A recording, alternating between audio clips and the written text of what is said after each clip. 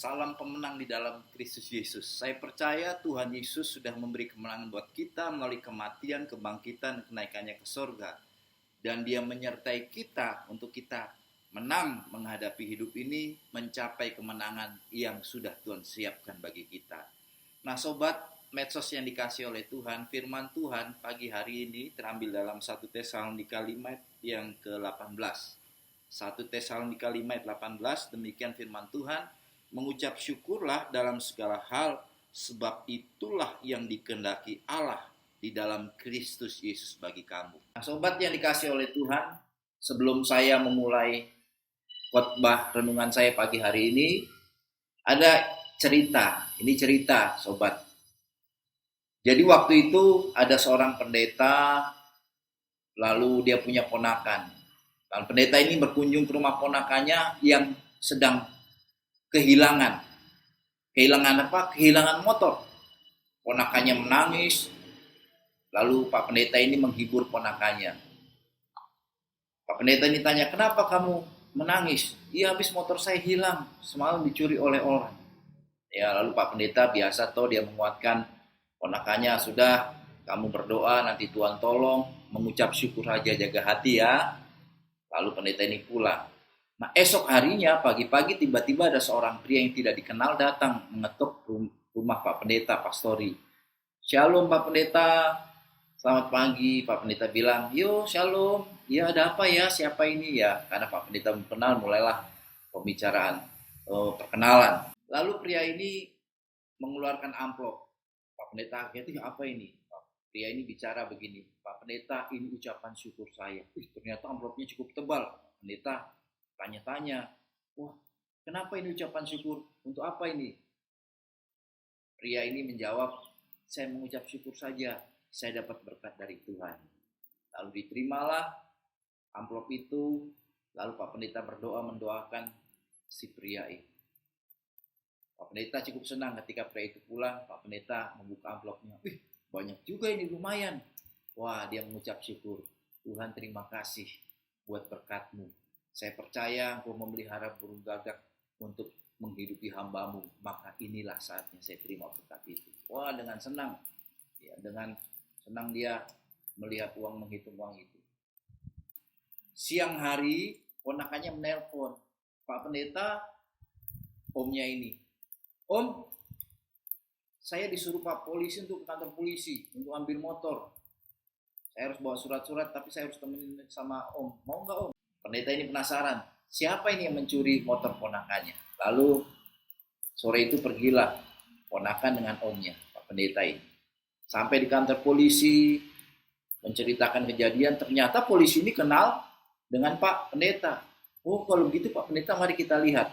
Ya, mereka dibawa polisi ke sel, di mana si pencuri ini ditahan. Begitu melihat si pencuri ini dan pencuri melihat Pak Pendeta, kagetlah mereka berdua. Ternyata, nah jadi sobat yang dikasih oleh Tuhan, semua agama mengajarkan untuk mengucap syukur, apalagi dalam kondisi COVID-19, pandemi COVID-19 yang membawa efek yang cukup berat. Dan saya juga merasakan itu. Semua agama pasti menganjurkan mengucap syukurlah. Tapi realita, saudara, ternyata mengucap syukur itu tidak selalu benar. Mengucap syukur itu bisa menyakiti Tuhan, melukai hati Tuhan.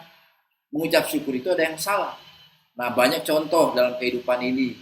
Mengucap syukur yang salah, misalnya menang karena main judi, ya, kemudian dia menang dalam perkara pengadilan dengan tidak jujur, sehingga melukai, menyakiti orang lain, dan dia mengucap syukur. Nah, dunia membuktikan bahwa ada ucapan syukur yang salah. Hari ini kita belajar ucapan syukur yang benar, ucapan syukur yang memuliakan Tuhan, ucapan syukur yang membuat hidup kita bergairah. Nah, karena itu kita belajar hari ini bagaimana ucapan syukur yang benar. Nah, ucapan syukur yang benar itulah ucapan syukur yang didasari oleh keyakinan kita bahwa Yesus sudah mati menebus dosa kita. Dia mengasihi kita. Allah mengasihi kita.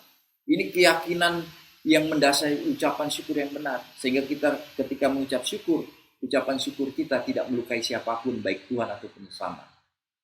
Nah, itu sebabnya kita belajar ya, Mengapa kita orang Kristen firman Tuhan ajarkan untuk mengucap syukur di dalam Yesus Kristus Tuhan?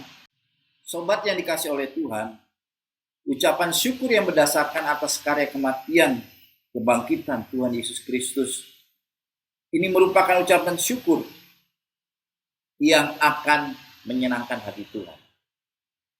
Jadi tidak semua mengucap syukur itu menyenangkan hati Tuhan. Nah, mengapa sebagai orang Kristen kita harus mengucap syukur di dalam Yesus Kristus Tuhan? Karena yang pertama, karena ucapan syukur dalam Tuhan Yesus yang menebus kita dari dosa dan akibatnya, ini pasti menghasilkan kemampuan untuk beradaptasi dengan segala hal tanpa berdosa. Ucapan syukur dalam Kristus Yesus inilah yang membuat kita semakin hari semakin bergairah menjadi anak-anak Allah. Ucapan syukur inilah membuat kita semakin hari semakin menghargai karya Kristus, sehingga kita semakin hari menjadi seperti Kristus. Nah, lalu yang kedua, saudara dikasih oleh Tuhan, mengapa kita harus mengucap syukur dalam Kristus Yesus? Karena ucapan syukur dalam Tuhan Yesus Kristus pasti akan menghasilkan kemampuan melihat pemeliharaan Allah Bapa yang sempurna. Nah, sobat, kita harus melihat ini sebagai orang percaya. Kalau untuk kehidupan kekal, Allah bersedia mengorbankan anak yang tunggal supaya kita tidak binasa. Dia memberikan anak yang tunggal supaya kita ditebus dari dosa dan akibatnya. Apalagi untuk hal-hal materi kecil, soal makanan, soal perut, soal hari esok. Di bumi ini singkat, saudara. Bagi Tuhan, memberikan yang terbaik bagi kita itu tidak sulit. Sekali lagi, bandingkan dengan bagaimana Allah mengasihi kita, dia memberikan anak yang tunggal untuk mati di kayu salib penebus kita. Jadi jangan karena makanan, karena kita takut hari esok, lalu hati kita rusak. Kita tidak bisa mengucap syukur, kita berbuat yang tidak benar di hadapan Tuhan. Nah, sobat yang dikasih oleh Tuhan. Jadi kita harus melihat betapa Allah mengasihi kita. Supaya apa? Dengan ucapan syukur itu, ucapan syukur dalam Kristus Yesus, maka kita bisa memuliakan Tuhan. Kita percaya bahwa Allah memelihara kita dengan sempurna. Amin. Nah, sobat yang dikasih oleh Tuhan, kalau kita memahami 1 Korintus 10 ayat 13, demikian firman Tuhan. 1 Korintus 10 ayat 13, pencobaan-pencobaan yang kamu alami ialah pencobaan-pencobaan biasa yang tidak melebihi kekuatan manusia. Sebab Allah setia dan karena itu ia tidak akan biarkan kamu dicobai melampaui kekuatanmu. Lalu poin yang penting di sini, perhatikan.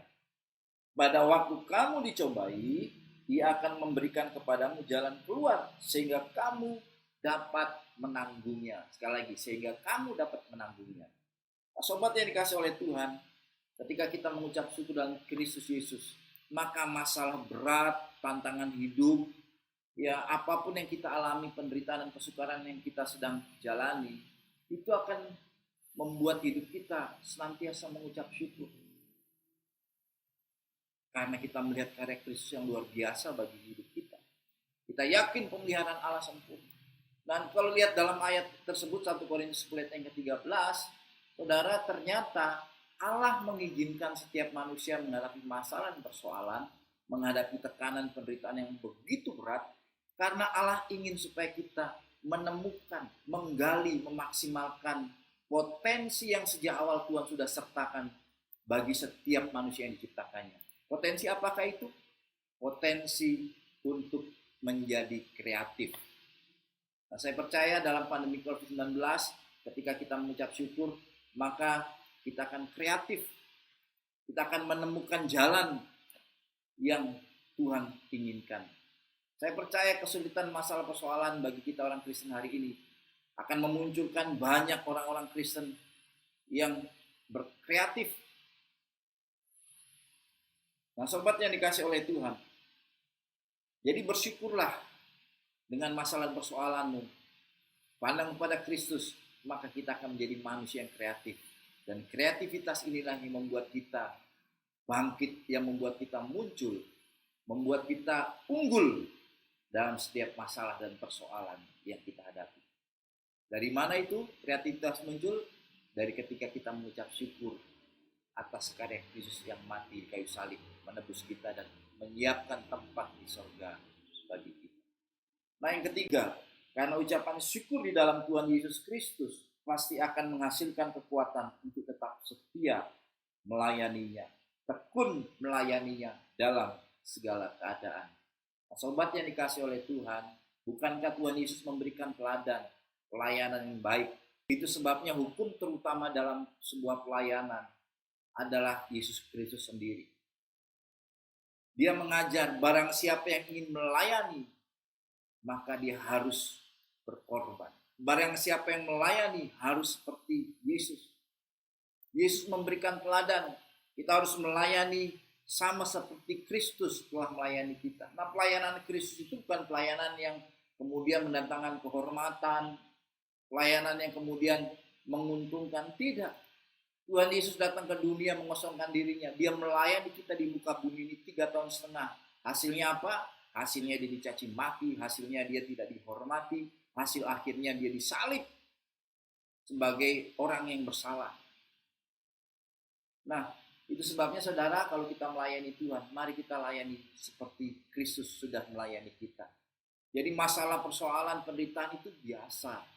Rasul Paulus pun ketika menghadapi masalah persoalan, Paulus justru bangga. Dia katakan, aku menjadi sama dengan kematiannya, sama dengan penderitaannya. Jadi semua persoalan masalah yang kita hadapi hari ini seharusnya tidak mengurangi kualitas kita dalam melayani Tuhan. Jadi kita bangga dengan penderitaan persoalan yang kita hadapi hari-hari ini. Kita tetap setia melayani Tuhan seperti Yesus melayani kita.